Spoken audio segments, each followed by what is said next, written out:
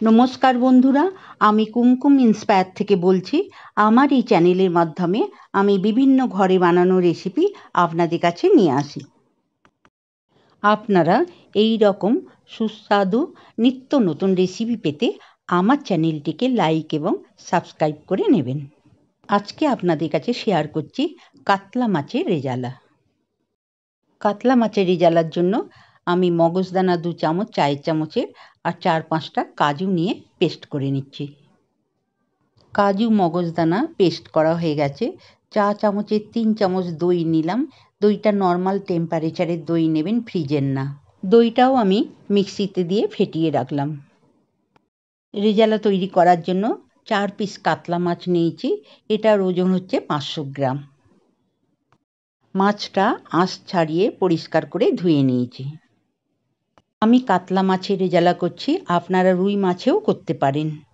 মাছের ওপর সামান্য একটু লবণ ছড়িয়ে দিলাম, দিয়ে ভালো করে মাখিয়ে নিচ্ছি। আপনারা সামান্য হলুদও মাখাতে পারেন।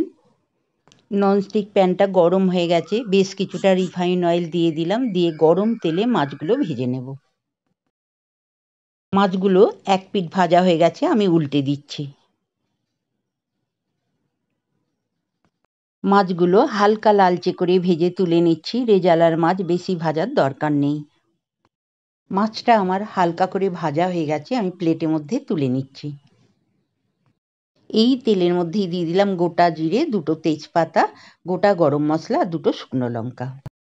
ফোড়নটা আমার ভাজা হয়ে গেছে। 1/2 চামচ রসুন পেস্ট দিয়ে ভালো করে ভেজে নিলাম। দিচ্ছি 2 চামচ পেঁয়াজ পেস্ট করা।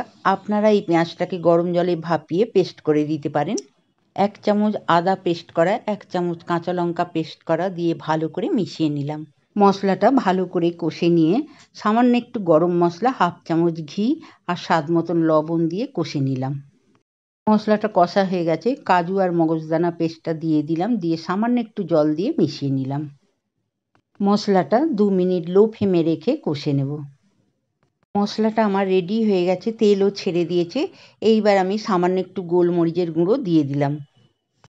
আপনারা ফোড়নের সময় গোটা গোলমরিচও দিতে পারেন। গোলমরিচের গুঁড়োটা ভালো করে মিশিয়ে নিলাম, নিয়ে সামান্য একটু চিনি দিয়ে মাছগুলো একটা করে ছেড়ে দিলাম। টক দইটা ফেটিয়ে রেখেছিলাম, মাছের ওপর দিয়ে দিলাম, দিয়ে লো ফ্লেমে 2 মিনিট ঢাকা দিয়ে ফুটতে দেব। 2 মিনিট হয়ে গেছে, আমি ঢাকা খুলে দেখে নিচ্ছি, ভালো করে ফুটেও গেছে। এইবার আমি মাছগুলো উল্টে দিলাম। সামান্য একটু কেওড়া জল, সামান্য একটু গোলাপ জল মিশিয়ে দিলাম। 2 মিনিট হয়ে গেছে, রেজালাটা রেডিও হয়ে গেছে। গোলাপ জল আর কেওড়ার জলে সুন্দর একটা গন্ধ ছেড়েছে রেজালা থেকে। খুব সহজেই রেজালাটা তৈরি করে নিলাম। আপনারা বাড়িতে এইভাবে বানিয়ে ফেলুন, খুবই ভালো লাগবে।